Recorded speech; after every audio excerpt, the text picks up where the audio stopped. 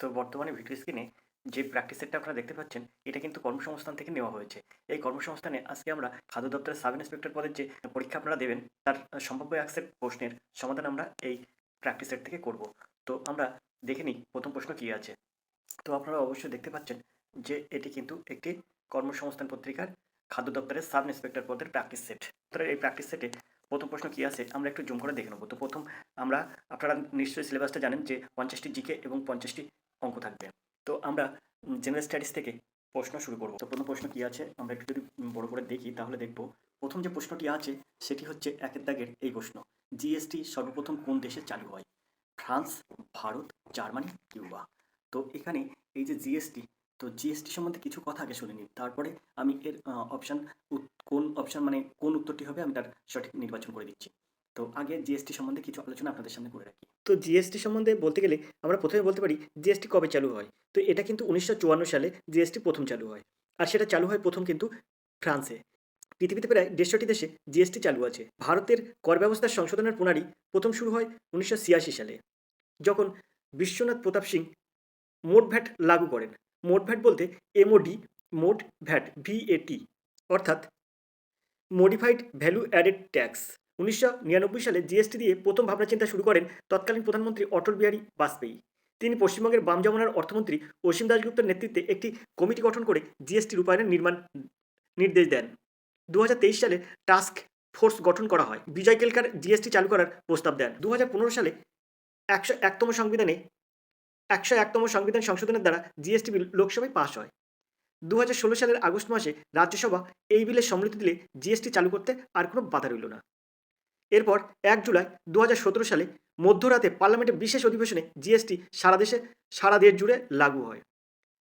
আবার ভালো করে বুঝবেন যে এটা কিন্তু ২০১৭ সালের ১লা জুলাই মধ্যরাত্রে পার্লামেন্টের বিশেষ অধিবেশনে, এই মধ্যরাত্রে পার্লামেন্ট বসেছিল, সেই পার্লামেন্টের বিশেষ অধিবেশনে জিএসটি সারা দেশ জুড়ে লাগু হয়।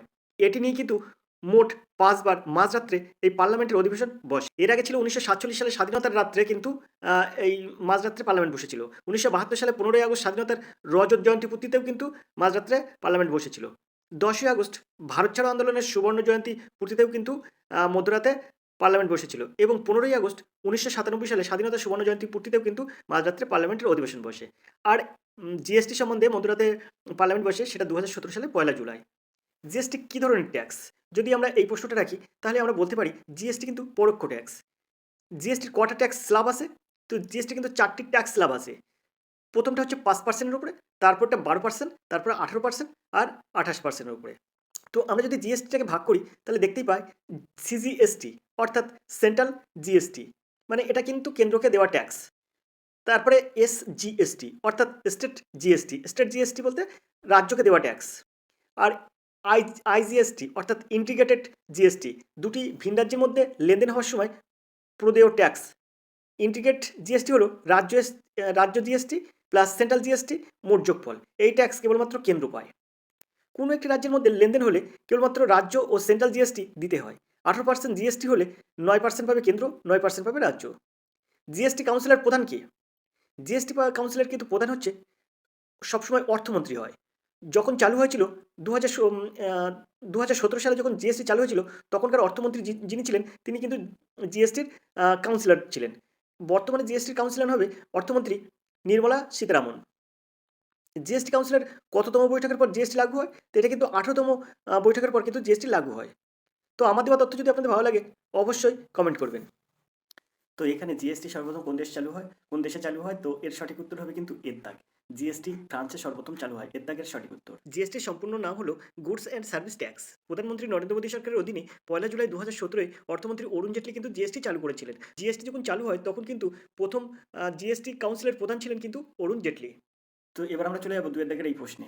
দেখুন জেনেটিক ইঞ্জিনিয়ারিং দ্বারা উৎপাদিত প্রথম মনুষ্য হরমোন কোনটি? তো খুব একটা ইম্পর্টেন্ট প্রশ্ন, সুন্দর একটা প্রশ্ন এবং খুব ইম্পর্টেন্ট একটা প্রশ্ন।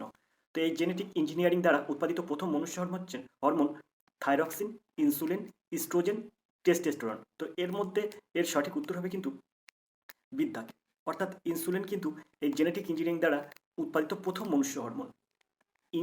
ইনসুলিন বিদ্যাক হবে এর সঠিক উত্তর। তো আমরা চলে যাবো পরের প্রশ্নে। তো যে প্রশ্নটা এবার আমরা দেখবো সেটা হচ্ছে ৩ এর দাগের এই প্রশ্ন। প্রথম জৈন তীর্থঙ্কর কে ছিলেন?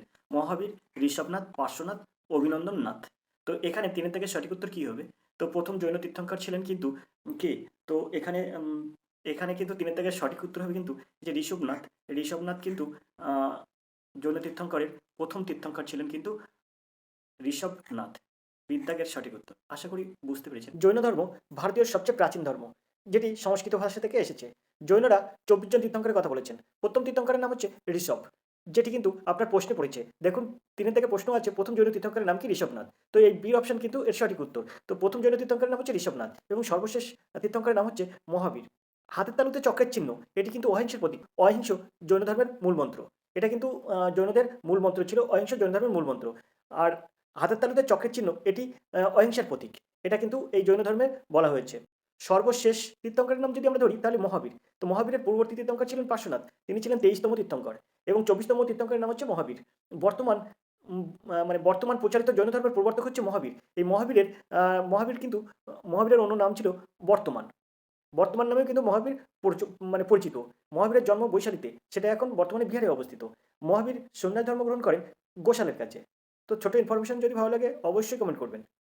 তো এবার যে প্রশ্নটা আমরা দেখবো সেটা হচ্ছে 4 দাগের এই প্রশ্ন। ভারতীয় উচ্চাঙ্গ সঙ্গীতে খেয়াল এর উদ্ভাবক কে? তানসেন, আমির খসরু, কবির, ওঙ্কারনাথ। তো এখানে 4 দাগের সঠিক উত্তর হবে কি?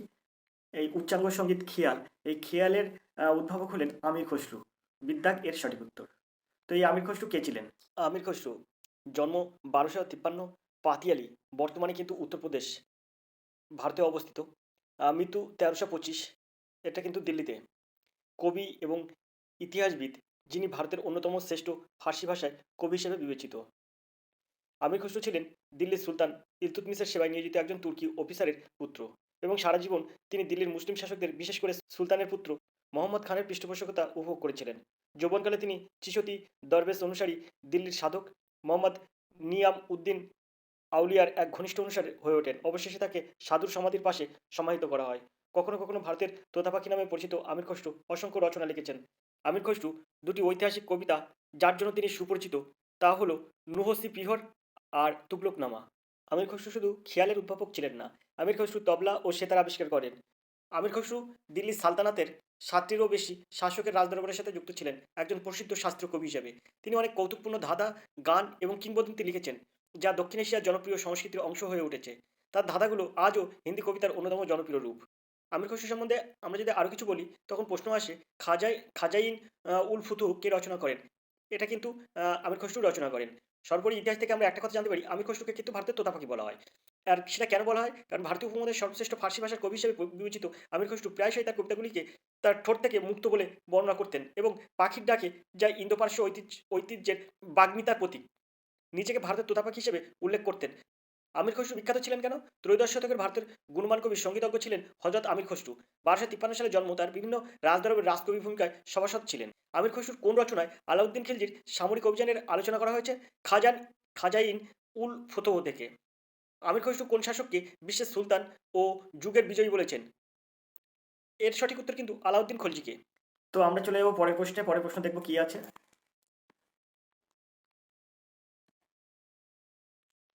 5 দাগের প্রশ্ন আছে, দেখুন। মুনবাখাব উল লুবাব কার রচনা? এর অপশানে আছে ফিরদৌসি, বির অপশানে আছে আবুল ফজল, সির অপশানে আছে কাফি খান, ডির অপশানে আছে ইসামি।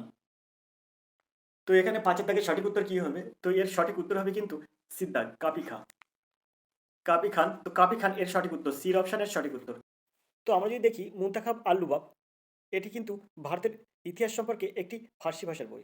1732 সালের দিকেই এই বইটি সমাপ্ত হয়। এটি বর্তমান ভারতের মুঘল সাম্রাজ্যের কাফি খান দ্বারা লেখা হয়েছে। বইটির শিরোনামও মুনতাখাব উল লুবাব বা মুনতাখাব ই লুবাব হিসেবে প্রতিলিপি করা হয়েছে। তো কাফি খান এর সঠিক উত্তর, সির অপশানের সঠিক উত্তর। আমরা চলে যাবো 6 দাগের প্রশ্নে। সৈয়দ আলী ও সৈয়দ ফজল কোন আঞ্চলিক বিদ্রোহের সাথে সম্পর্কিত? মোপলা, কোল, মুন্ডা, সাঁওতাল। তো এখানে 5 দাগের সঠিক উত্তর কি হবে? এর সঠিক উত্তর হবে কিন্তু সিদ্দাক। 5 দাগের সঠিক উত্তর হবে কিন্তু মুন্ডা, সির অপশানের সঠিক উত্তর। মুন্ডা বিদ্রোহের সাথে কিন্তু এই সৈয়দ আলী এবং সৈয়দ ফজল যুক্ত ছিলেন। বীর অপশানে যে কোল আছে, এই কোল বিদ্রোহ হলো বিহারের ছোটনাগপুর, সিংভূম, মালভূম প্রভৃতি অঞ্চলের কোল উপজাতির বিদ্রোহীদের দ্বারা ব্রিটিশ সরকারের বিরুদ্ধে 1831 থেকে 32 খ্রিস্টাব্দে সংগঠিত হওয়া বিদ্রোহ, শোষণ জীবিকার আঘাত, কোল ঐতিহ্য ধ্বংস, রাজস্ব বৃদ্ধি, নগদ খাজনা আদায় ইত্যাদির কারণে এই বিদ্রোহ হয়েছিল। বুদ্ধ ভগত, জুয়া ভগত, সুইমুন্ডা, ঝিনরায় মানিক প্রমুখরা কোল বিদ্রোহের নেতৃত্ব দেন এবং মুন্ডা, খেরিয়া, ওরাও, হো, ভূমিজসহ ছোটনাগপুরের আদিবাসীদের কোল বলা হতো। শেষ পর্যন্ত ব্রিটিশ সেনা নির্মম দমন পীড়নের মাধ্যমে এই বিদ্রোহ দমন করে। তাছাড়া কিন্তু সুযোগ্য নেতার অভাব ছিল, আঞ্চলিক সীমাবদ্ধতা, শিক্ষিত মানুষের সমর্থনের অভাব, বিদ্রোহের মধ্যে যোগাযোগের অভাব প্রভৃতি কারণে কোল বিদ্রোহ শেষ পর্যন্ত ব্যর্থ হয়। আমরা চলে যাবো পরের প্রশ্নে। পরের প্রশ্ন আছে 7 দাগের প্রশ্ন। তো এখানে 7 দাগের প্রশ্ন আছে, দেখুন, লাহোরের বিদ্রোহী কর্মকাণ্ডে রাসবিহারী বসুকে সাহায্য করেন কি? পরমানন্দ, শচীন্দ্রনাথ স্যানাল, বসন্ত বিশ্বাস, কানাইলাল দত্ত। তো এখানে 7 দাগের সঠিক উত্তর কি হবে? তো এই লাহোরে বিদ্রোহী কর্মকাণ্ডে রাসবিহারী বসুকে সাহায্য করেন কিন্তু এই বসন্ত বিশ্বাস। সিদ্ধাক হবে সঠিক উত্তর।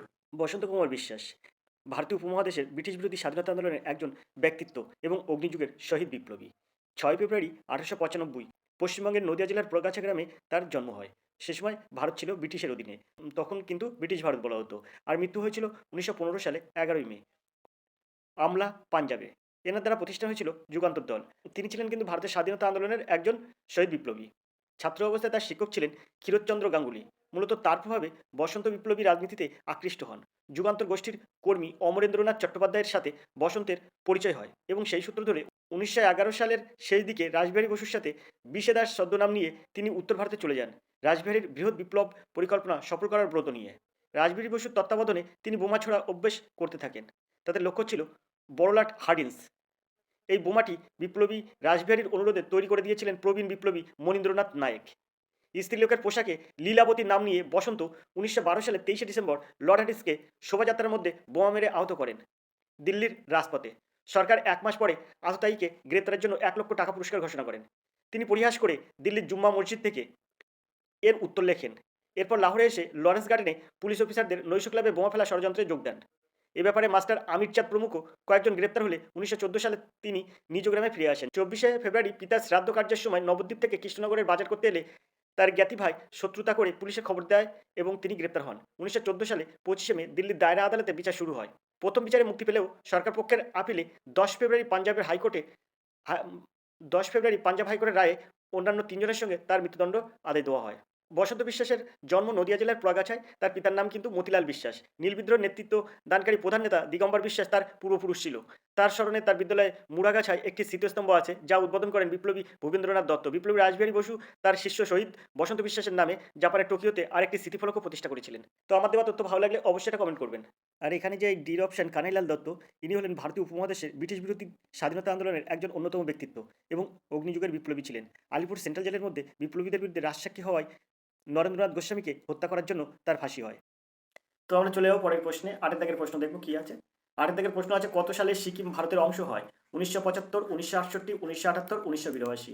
তো কত সালে সিকিম ভারতের অংশ হয়? তো এখানে 8 দাগের সঠিক উত্তর কি হবে? তো এখানে 8 দাগের সঠিক উত্তর হবে কিন্তু 1975 সালে, অর্থাৎ এর দাগ এর সঠিক উত্তর। 1975 সালে কিন্তু সিকিম ভারতের অংশ হয়। তো আমরা চলে যাবো পরের প্রশ্নে। 9 দাগের প্রশ্ন আছে, দেখুন, লৌহ আকরিকের সর্বাধিক উৎপাদক কোন রাজ্য? কর্ণাটক, ঝাড়খণ্ড, ওড়িশা, ছত্তিশগড়। তো এর সঠিক উত্তর হবে ছত্তিশগড়। ডিদ্দাগ হবে এর সঠিক উত্তর, ছত্তিশগড়। লৌহ আকরিকের সর্বাধিক উৎপাদক রাজ্য হচ্ছে ছত্তিশগড়। ডিদ্দাগের সঠিক উত্তর। আমরা চলে যাবো পরের প্রশ্নে। 10 দাগের একটা প্রশ্ন আছে, দেখুন, রুদ্রপ্রয়াগ কোন 2 নদীর সঙ্গমস্থলে অবস্থিত? অলকানন্দা ভাগীরথী, অলকানন্দা মন্দাকিনী, মন্দাকিনী ভাগীরথী আর মন্দাকিনী গঙ্গা। তো এই 10 দাগের সঠিক উত্তর কি হবে? রুদ্রপ্রয়াগ কোন 2 নদীর সঙ্গমস্থলে অবস্থিত?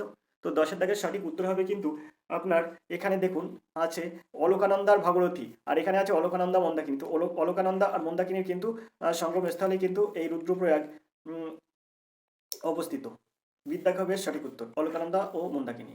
11 দাগের প্রশ্ন দেখব, বাঁকুড়ায় কোন ধরনের মৃত্তিকা দেখতে পাওয়া যায়? ল্যাটেরাইট, পটসল, চারনোজেম আর সোলানচাক। তো 11 দাগের সঠিক উত্তর কি হবে? তো এখানে 11 দাগের সঠিক উত্তর হবে কিন্তু এর দাগ, ল্যাটেরাইট। এর দাগ হবে এর সঠিক উত্তর, ল্যাটেরাইট। আমরা চলে যাবো 12 দাগের প্রশ্নে। কাশ্মীর উপত্যকাকে ভারতের অন্যান্য অঞ্চল থেকে বিচ্ছিন্ন করেছে কোন পর্বতশ্রেণী? নীলগিরি, পীরপঞ্জাল, হিমালয়, ধৌলগিরি। তো এখানে 12 দাগের সঠিক উত্তর কি হবে? কাশ্মীর উপত্যকাকে ভারতের অন্যান্য অঞ্চল থেকে বিচ্ছিন্ন করেছে কোন পর্বতশ্রেণী? তো এখানে 12 দাগের সঠিক উত্তর হবে কিন্তু বিদ্যাগ, পীরপঞ্জাল। বিদ্যাঘবের সঠিক উত্তর বীরপঞ্জাল। তো দেখে নেবো আমরা 13 দাগের প্রশ্ন। 13 দাগের প্রশ্ন আছে, কত সুন্দর একটা প্রশ্ন দেখুন। পশ্চিমঘাট পর্বতের কোন অংশ বৃষ্টিছায়া অঞ্চল নামে পরিচিত? উত্তর, দক্ষিণ, পূর্ব, পশ্চিম, কোন অংশ? তো 13 দাগের সঠিক উত্তর কি হবে? তো এখানে 13 দাগের সঠিক উত্তর হবে কিন্তু সিদ্ধাগ, অর্থাৎ পূর্ব অংশে কিন্তু বৃষ্টিছায়া অঞ্চল নামে পরিচিত, পূর্ব। সির অপশনের সঠিক উত্তর। চলে যাবো 14 দাগের প্রশ্নে। স্থানীয় ভাষায় সোহরা নামে পরিচিত কোন রাজ্য? তামিলনাড়ু, পাঞ্জাব, চেরাপুঞ্জি, মেঘালয়। তো এখানে দেখুন 14 দাগের সঠিক উত্তর কি হবে? তো স্থানীয় ভাষায় সোহরা নামে পরিচিত রাজ্য হচ্ছে মেঘালয়। বিদ্যাঘবের সঠিক উত্তর, মেঘালয়কে কিন্তু এই সোহরা নামে পরিচিত, মেঘালয়। তো আমরা চলে যাবো পরের প্রশ্নে, 15 দাগের প্রশ্ন। কোন রাজ্যের সঙ্গে পশ্চিমবঙ্গের সীমারেখা সবচেয়ে বেশি? উড়িষ্যা, ঝাড়খণ্ড, বিহার, অসম। তো এখানে 15 দাগের সঠিক উত্তর কি হবে? তো এখানে 15 দাগের সঠিক উত্তর হবে কিন্তু আপনার এই ঝাড়খণ্ড আছে, এই ঝাড়খণ্ড কিন্তু পশ্চিমবঙ্গের সীমারেখা সবচেয়ে বেশি, মানে পশ্চিমবঙ্গের সঙ্গে সীমারেখা সবচেয়ে বেশি কিন্তু ঝাড়খণ্ড। বিদ্যাঘবের সঠিক উত্তর। আমরা চলে যাবো 16 দাগের এই প্রশ্নে।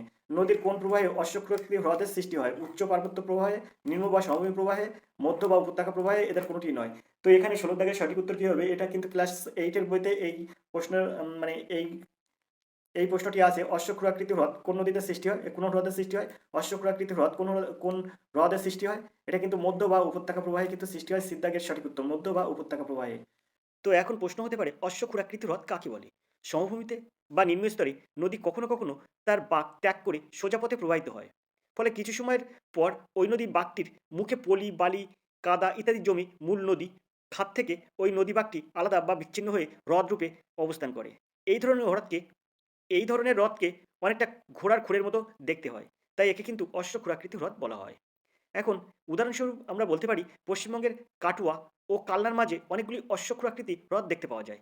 এছাড়াও বিখ্যাত ভ্রমণ কেন্দ্র মুর্শিদাবাদের মতিঝিল পার্ক অশ্বক্ষুরাকৃতি হ্রদের উদাহরণ। এটা দেখা যায় কিন্তু মধ্য বা উপত্যকা প্রবাহে। তো আমরা এবার চলে যাবো পরের প্রশ্নে। 17 দাগের প্রশ্ন আছে দেখুন, সুন্দর একটি প্রশ্ন। পৃথিবীর গভীরতম হ্রদ কোনটি? ভিক্টোরিয়া, বৈকাল, সুপরিয়ার, ওন্টারিও। তো এখানে পৃথিবীর সবচেয়ে গভীরতম হ্রদ কোনটি? আপনারা কিন্তু সবাই জানেন পৃথিবীর গভীরতম হ্রদ হচ্ছে বৈকাল। বিদ্যাঘবের সঠিক উত্তর। তো আমরা যদি দেখি, তো বৈকাল হ্রদটি কোথায় অবস্থিত? তো এটি কিন্তু রাশিয়ার সাইবেরিয়ার দক্ষিণ ভাগে অবস্থিত। এটি কিন্তু সুপেয় জলের হ্রদ। পাশাপাশি যদি আমরা দেখি, তো পৃথিবীর বৃহত্তম হ্রদের নাম যদি আমরা দেখি, তাহলে কাস্পিয়ান সাগর আয়তন অনুসারে পৃথিবীর বৃহত্তম আবদ্ধ জলাশয়, একে কিন্তু পৃথিবীর বৃহত্তম হ্রদ হিসেবে আখ্যায়িত করা হয়েছে। আয়তনে প্রায় একটি সাগরের সমান এটি। পাশাপাশি আমরা যদি বলি যে ভারতের বৃহত্তম স্বাদু জলের হ্রদের নাম কি, তো আমরা এখানে বলতে পারি উলার হ্রদটি কিন্তু ভারতের বৃহত্তম স্বাদু জলের হ্রদ। যদি আমরা বলি কোন হ্রদটি ভারতের বৃহত্তম উপহ্রদ, তো এর নাম হয়ে যাবে কিন্তু চিল্কা হ্রদ। চিল্কা হ্রদটা কিন্তু ভারতবর্ষের বৃহত্তম উপহ্রদ। আবার যদি বলি এশিয়ার বৃহত্তম হ্রদের নাম কি, সেক্ষেত্রে হবে কিন্তু এশিয়ার বৃহত্তম হ্রদ হচ্ছে কাস্পিয়ান সাগর। এটি শুধু এশিয়ার নয়, পৃথিবীর বৃহত্তম হ্রদ এবং গভীরতম হ্রদ। পাশাপাশি আবার বলতে পারি সি অপশনের যে সুপিরিয়র হ্রদ আছে, এটা কিন্তু বিশ্বের কিন্তু এটা বৃহত্তম হ্রদ। তো কাস্পিয়ান সাগর, সুপিরিয়র হ্রদ আর ভিক্টোরিয়া হ্রদ, এই তিনটি কিন্তু বিশ্বের বৃহত্তম হ্রদ, এবং এদের মধ্যে কাস্পিয়ান সাগর কিন্তু সবচেয়ে বড় এবং আয়তনে বৃহত্তম। আর মৃত্যু সাগর বিশ্বের নিম্নতম হ্রদ।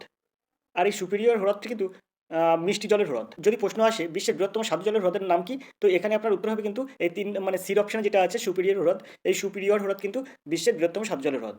তো পাশাপাশি আবার আমরা যদি এটা জানি যে এর অপশনে যে ভিক্টোরিয়া হ্রদ আছে, এটার সম্বন্ধে যদি আমরা একটু জানি, তাহলে এটি কিন্তু অবস্থিত তানজানিয়া, কেনিয়া এবং উগান্ডার মধ্যবর্তী একটি সুউচ্চ মালভূমির উপরে এটি অবস্থিত।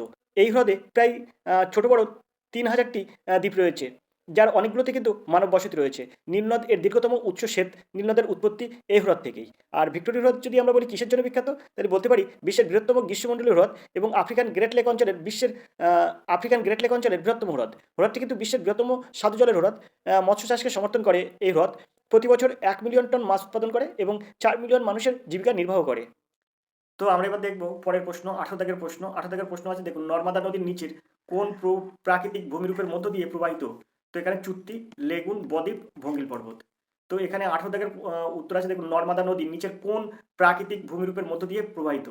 তো এখানে 18 দাগের সঠিক উত্তর কি হবে? তো নর্মদা নদীর নিচের কোন প্রাকৃতিক ভূমিরূপে মধ্য দিয়ে প্রবাহিত? তো এটা কিন্তু এর সঠিক উত্তর হবে চুক্তির মধ্য দিয়ে প্রবাহিত নর্মদা নদী। এর দেখা হবে এর সঠিক উত্তর। তো এখন প্রশ্ন হলো, চ্যুতি কাকে বলে? ভূ আলোড়নের ফলে ভূপৃষ্ঠে সৃষ্ট ফাটলের একদিকের অংশ স্থানচ্যুত হয়ে ভূগর্ভে বসে যায়, আবার কিছু অংশ উপরে উত্থিত হয়। এই ধরনের ভূমিরূপকে কিন্তু চ্যুতি বলে। চ্যুতি যে কোনো প্রকার শিলাতে সৃষ্টি হতে পারে, তবে পাললিক শিলায় এই চ্যুতির পরিমাণ বেশি হয়। তো আমরা চলে যাবো পরের প্রশ্নে। 19 দাগের প্রশ্ন আছে দেখুন, ভারতের পরিকল্পনা কমিশনের সভাপতি কে হন? পরিকল্পনা কমিশনের সভাপতি কে হন? তো রাষ্ট্রপতি আছে, অর্থমন্ত্রী আছে, রিজার্ভ ব্যাংকের গভর্নর আছে, আর আছে প্রধানমন্ত্রী। তো এখানে 19 দাগের সঠিক উত্তর কি হবে? তো ভারতের পরিকল্পনা কমিশনের সভাপতি কে হন? তো এখানে 19 দাগের সঠিক উত্তর হবে ভারতের পরিকল্পনা কমিশনের সভাপতি হন হচ্ছে লিড দাগের সঠিক উত্তর প্রধানমন্ত্রী কিন্তু ভারতের পরিকল্পনা কমিশনের সভাপতি হন। তো আমরা যদি দেখি ভারত পরিকল্পনা কমিশনের সভাপতি কে ছিলেন? তো ভারতের প্রধানমন্ত্রী হলেন পরিকল্পনা কমিশনের পদাধিকার চেয়ারম্যান। পরিকল্পনা কমিশন গঠন করা হয় কিন্তু 15 মার্চ 1950 সালে সংবিধানের 39 অনুচ্ছেদ অনুসারে, যা রাষ্ট্রনীতির নির্দেশমূলক নীতির একটি অংশ। পরিকল্পনা কমিশন অর্থাৎ এনআইটিআই আয়োগ দ্বারা প্রতিস্থাপিত হয়, যা আমাদের বর্তমান প্রধানমন্ত্রী নরেন্দ্র মোদী দ্বারা প্রতিষ্ঠিত হয়েছিল। এখন যদি আমরা প্রশ্ন এরকমভাবে করতে, তো আমাদের প্রশ্ন এরকমভাবে আসতে পারে পরিকল্পনা কমিশনের প্রধান কে? তো ভারতবর্ষের প্রধানমন্ত্রী কিন্তু পরিকল্পনা কমিশনের পদাধিকার বা চেয়ারম্যান। 1950 সালে 15 মার্চ পরিকল্পনা কমিশন গঠিত হয়, আর 1 জানুয়ারি 2015 পরিকল্পনা কমিশনকে এনআইটিআই অর্থাৎ National Institution for Transforming India Aayog নামে পরিচিত আরেকটি অতিরিক্ত সাংবিধানিক সংস্থা দ্বারা প্রতিস্থাপিত করা হয়েছিল। তো আমরা যদি দেখি ভারতের পরিকল্পনা অঞ্চলের জনককে, তো প্রথম ভারতীয় প্রধানমন্ত্রী জওহরলাল নেহরু ভারতের পার্লামেন্টের প্রথম পঞ্চবার্ষিকী পরিকল্পনা পেশ করেছিলেন। ভারতের প্রথম পরিকল্পনা অঞ্চলের বিভক্ত করেন কে? তো ব্রিটিশরা তখন ভারতবর্ষে বিভক্ত করে ভারত ও পাকিস্তান নামে দুটি আলাদা রাষ্ট্রের কাছে ক্ষমতা হস্তান্তরের প্রস্তুতি নিচ্ছে। লর্ড মাউন্টব্যাটেন ভাইসরয় হিসেবে ভারতে এসে উপমহাদেশে ভাগ করার পরিকল্পনা পেশ করেন। তো এই ভারতের পরিকল্পনা কমিশনের কাজ কি? তো পরিকল্পনা কমিশন ভারত সরকারের এজেন্সি। 1950 সালে দেশের অর্থনৈতিক ও সামাজিক উন্নয়ন তদারকি করার জন্য প্রতিষ্ঠিত হয়েছিল, প্রধানত পঞ্চবার্ষিকী পরিকল্পনা প্রণয়নের মাধ্যমে। পরিকল্পনা কমিশন কি সাংবিধানিক সংস্থা? এটি একটি অসাংবিধানিক সংস্থা। ভারতে এটি ছিল সামাজিক ও অর্থনৈতিক উন্নয়নের পরিকল্পনার সর্বোচ্চ অঙ্গ। চলে যাবো আমরা পরের প্রশ্নে। 20 দাগের প্রশ্ন আছে দেখুন, ধৈ কোন রাজার সভাকবি ছিলেন? লক্ষণ সেন, প্রথম দেবপাল, শশাঙ্ক, বিজয় সেন। তো এখানে 20 দাগের সঠিক উত্তর কি হবে? ধৈ কোন রাজ্যের সভাকবি ছিলেন? তো এখানে ধৈ কোন রাজার সভাকবি ছিলেন? তো এখানে কিন্তু এর সঠিক উত্তর হবে কিন্তু এই যে ধৈ কিন্তু লক্ষণ সেনের সভাকবি ছিলেন। ধৈ লক্ষণ সেনের সভাকবি ছিলেন। তো আমরা যদি একটু লক্ষণ সেন সম্বন্ধে জেনে নিই, তাহলে দেখব গৌড়েশ্বরের লক্ষণ সেন মধ্যযুগীয় বাংলার সেন রাজবংশের চতুর্থ রাজা। তিনি সেন বংশের সর্বশেষ সার্বভৌম ও বাংলার শেষ হিন্দু রাজা। তিনি 1178 হতে 1206 খ্রিস্টাব্দ পর্যন্ত শাসন করেন। তার পূর্বসূরি ছিলেন তার পিতা বল্লাল সেন, তার মন্ত্রী ছিলেন হলায়ুদ। এই হলায়ুদ কিন্তু কখনো কখনো বলতে পারে যে লক্ষণ সেনের সভাকবিকে, সেক্ষেত্রেও কিন্তু হলায়ুদ হবে। তাহলে তার মন্ত্রী ছিলেন হলায়ুদ। লক্ষণ সেন তার রাজত্বকে কামরূপ, কলিঙ্গ, কাশী, প্রয়াগরাজ এবং দিল্লি পর্যন্ত বিস্তৃত করেন। 1203 খ্রিস্টাব্দে দিল্লির সালতানাতের তুর্কি সেনা ইখতিয়ার উদ্দিন মোহাম্মদ বখতিয়ার খলজির বাহিনীর হাতে গৌড় আক্রান্ত হলে লক্ষণ সেন পূর্ববঙ্গের মুন্সিগঞ্জের বিক্রমপুরে আশ্রয় গ্রহণ করেন। সেখানে তার পুত্ররা আরও কিছুদিন শাসন অব্যাহত রাখে। সাহিত্যকর্মে তার উৎসাহ ছিল। তিনি তার বাবা বল্লাল সেনের লেখা দানসাগর এবং অদ্ভুত সাগর এর অসম্পূর্ণ গ্রন্থ অদ্ভুত সাগর সমাপ্ত করেন। লক্ষণ সেন 1119 খ্রিস্টাব্দে সিংহাসন আরোহণ করেন। তো আমরা চলে যাবো 21 দাগের এই প্রশ্নে। ভারতীয় সংবিধানের 19 নম্বর ধারার বিষয়বস্তু কি? সাম্যের অধিকার, শোষণের বিরুদ্ধে অধিকার, স্বাধীনতার অধিকার, মৌলিক কর্তব্য। তো 17 নম্বর ধারার বিষয়বস্তু, ভারতীয় সংবিধানের 17 নম্বর ধারার বিষয়বস্তু হচ্ছে শোষণের বিরুদ্ধে অধিকার। শোষণের বিরুদ্ধে অধিকার কিন্তু এখানে ভারতীয় সংবিধানের 19 নম্বর ধারায় বিষয়বস্তু হচ্ছে শোষণের বিরুদ্ধে অধিকার। বিদ্যাকবের সঠিক উত্তর। আমরা চলে যাবো 22 দাগের এই প্রশ্নে। আল্ট্রাসনিক শব্দ তরঙ্গ নিচের প্রাণীগুলির মধ্যে কোনটি শুনতে পায়? বাদুড়, মানুষ, পতঙ্গ, বাঘ। তো এটা আপনারা অনেক ছোটবেলা থেকেই এগুলো পড়ে আসছেন। তো এই আল্ট্রাসনিক শব্দ তরঙ্গ কিন্তু বাদুড় একমাত্র শুনতে পায়। বাদুড়, এর দেখা হবে এর সঠিক উত্তর। বাদুড়ের দৃষ্টিশক্তি অত্যন্ত ক্ষীণ, তাই চলার সময় শ্রবণ শক্তির উপর নির্ভর করতে হয়। বাদুড়ের কান শব্দোত্তর তরঙ্গের শব্দ শুনতে সক্ষম। তো এই শব্দোত্তর শব্দ কাকে বলে? তো আমরা যদি দেখি শব্দোত্তর শব্দ কাকে বলে, তাহলে আমরা বলতে পারি যে শব্দের কম্পাঙ্ক সেকেন্ডে 20,000-এর বেশি, তাকে কিন্তু বলা হয় শব্দোত্তর শব্দ। শব্দোত্তর শব্দ তালপুষা বয়দয় ওকার তয় তয় র কিন্তু উত্তর, মানে শব্দোত্তরের বানান হচ্ছে তালপুষা বয়দয় ওকার তয় তয় র। শব্দোত্তর এই শব্দ কিন্তু সেকেন্ডে কম্পাঙ্ক 20,000-এর বেশি, সেটা কিন্তু আমরা শুনতে পাই না, সেটা কিন্তু শুনতে পাই বাদুড়। আর শব্দোত্তর শব্দ গেল ওটা। আর যদি আমরা বলি শব্দতর শব্দ কাকে বলে, যে শব্দের কম্পাঙ্ক সেকেন্ডে 20-র কম, তাকে কিন্তু বলা হয় শব্দতর শব্দ, সেটাও কিন্তু আবার আমরা শুনতে পাই না। তো সেক্ষেত্রে আমরা কোন শব্দ শুনতে পাই? আমরা অব্দার যে শব্দগুলো শুনতে পাই সেটি কিন্তু 20 থেকে 20,000-এর কমের মধ্যে থাকবে। 20 থেকে 20,000-এর মধ্যে যেসব কম্পাঙ্ক থাকবে সেগুলো কিন্তু আমরা শুনতে পাই। অর্থাৎ মানুষ শুনতে পাই কিন্তু যে শব্দের কম্পাঙ্ক 20 থেকে 20,000-এর মধ্যে থাকবে। তো আমরা চলে যাবো পরের প্রশ্নে। 30 দাগের প্রশ্ন আছে দেখুন, 1 নিউটন বল একটি 500 গ্রাম ভরের উপর ক্রিয়া করলে ত্বরণ হবে 2 সেমি পার সেকেন্ড স্কোয়ার। বির অপশানে আছে 5 মিটার পার সেকেন্ড স্কোয়ার, সির অপশানে আছে 0.22 সেমি পার সেকেন্ড স্কোয়ার, ডির অপশানে আছে কিন্তু 2 মিটার পার সেকেন্ড স্কোয়ার। তো 1 নিউটন বল একটি 500 গ্রাম ভরের উপর ক্রিয়া করলে ত্বরণ কী হবে? এটা কিন্তু ক্লাস 10 এর ফিজিক্সের বইতে এই প্রশ্নগুলো আছে। এই প্রশ্নগুলো মাধ্যমিকের জন্য খুবই গুরুত্বপূর্ণ। এখানেই ত্বরণ বার করতে থাকে। ত্বরণ সমান কত এটা বলা হয়েছে, এরকম প্রশ্ন কিন্তু মাধ্যমিক লেভেলে পড়ে। আর এটা কিন্তু যেহেতু এটা জেনারেল স্টাডিজ থেকে প্রশ্ন, তাই এখানে কিন্তু ফুটেজের জন্য খুবই গুরুত্বপূর্ণ। তো আমরা এটা দেখব কিভাবে এটা সহজে সমাধান করা যায়। তো এটা দেখুন P সমান mf। এটা কিন্তু আপনাকে এই সূত্রটা মনে রাখতে হবে, যেখানে P সমান বল, বল বলতে কতটা আপনি প্রেসার দিচ্ছেন সেটাকে বোঝাবে। আর এটা F সমান কি ত্বরণ, এফ সমান ত্বরণ। আর এই যে এম সমান ভর, কত গ্রাম, তো 500 গ্রাম ভর। এই যে এম এর মান কিন্তু 500, আর পির মান কিন্তু এই যে 1 নিউটন বল, আর এফ এর মানটা কিন্তু আপনার বার করতে হবে, ত্বরণটা বার করতে হবে। তো ত্বরণ সমান আমি কি লিখতে পারি, ত্বরণ সমান লিখতে পারি কিন্তু বল বাই ভর, বল বাই ভর। অর্থাৎ কি হবে, বল কি, বল পি বাই এম। তো পি বাই এম সমান বল বাই ভর, বা পি বাই এম সমান কি হবে, পি হচ্ছে 1 নিউটন বল। তো 1 নিউটন বল এখানে দেখুন গ্রামে প্রকাশ করা আছে। তো গ্রাম হয়, ভরের একক গ্রাম হয় কখন, সিজিএস পদ্ধতিতে। সিজিএস পদ্ধতিতে কিন্তু এই সিজিএস পদ্ধতিতে কিন্তু আপনার ভরের একক গ্রাম হয়। কিন্তু এখানে যেহেতু বলেছে 1 নিউটন বল, তাই আপনার এটাকে সিজিএস পদ্ধতিতে আনতে হবে 1 নিউটন বল। তো 1 নিউটন বল সমান সিজিএস পদ্ধতিতে কত হবে, তো 1 নিউটন বল সমান একের পিছনে 5টা শূন্য ডাইন হবে, এত ডাইন। 1 নিউটন বল সমান সিজিএস পদ্ধতিতে যাব, তো এত ডাইন হবে, একের পিঠে 5টা শূন্য ডাইন। আর নিচে কিন্তু ভর কত, এই 500 গ্রাম।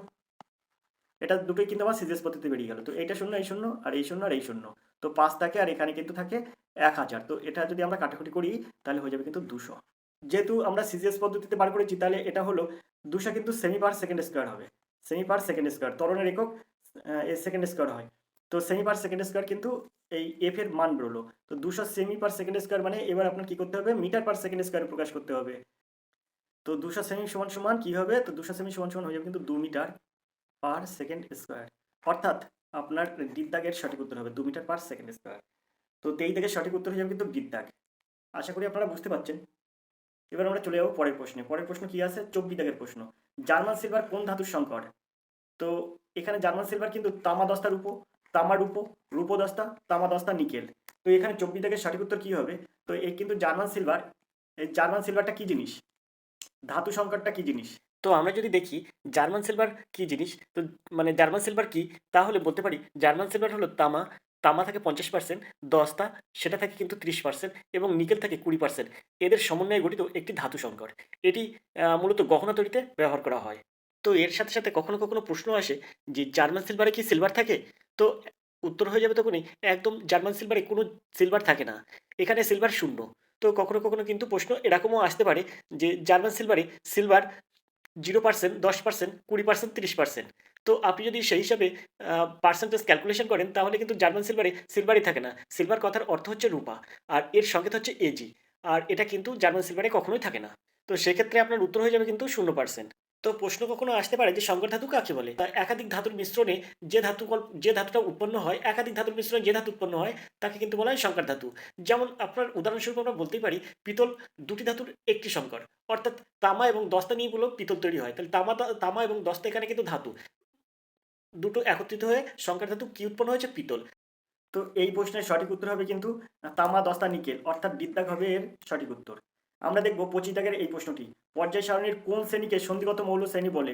ষষ্ঠ, সপ্তম, অষ্টম, নবম। তো এখানে 25 দাগের সঠিক উত্তর কি হবে, সন্ধিগত মৌল, এর মধ্যে কিন্তু সিদ্ধাগের সঠিক উত্তর অষ্টম, অষ্টম শ্রেণীর মৌলকে কিন্তু সন্ধিগত মৌল বলে। 25 দাগের সঠিক উত্তর সিদ্ধাগ। এবার কেন এই পর্যায় সারণীর এই অষ্টম শ্রেণীকে সন্ধিগত মৌল বলা হয়, তার কারণ আপনারা শুনুন। পর্যায় সারণীর চতুর্থ পর্যায়ের স্ক্যান্ডিয়াম থেকে জিঙ্ক পর্যন্ত 10টি মৌলকে, এবং পঞ্চম পর্যায়ের ইট্রিয়াম থেকে ক্যাডমিয়াম পর্যন্ত 10টি মৌলকে তাদের কয়েকটি বিশেষ ধর্মের জন্য সন্ধিগত মৌল বলে। এই মৌলগুলি একাধিক যোগ্যতা বিশিষ্ট। তো পর্যায় সারণীতে মোট সন্ধিগত মৌলের সংখ্যা 20টি। সন্ধিগত মৌলের উদাহরণ হলো scandium, titanium, vanadium, chromium, manganese, iron, cobalt, nickel, copper, zinc, আর ক্যাডমিয়াম, সীসা। তো আমি একটি পর্যায় সারণীর ছবি আপনাদের দিয়ে রাখলাম।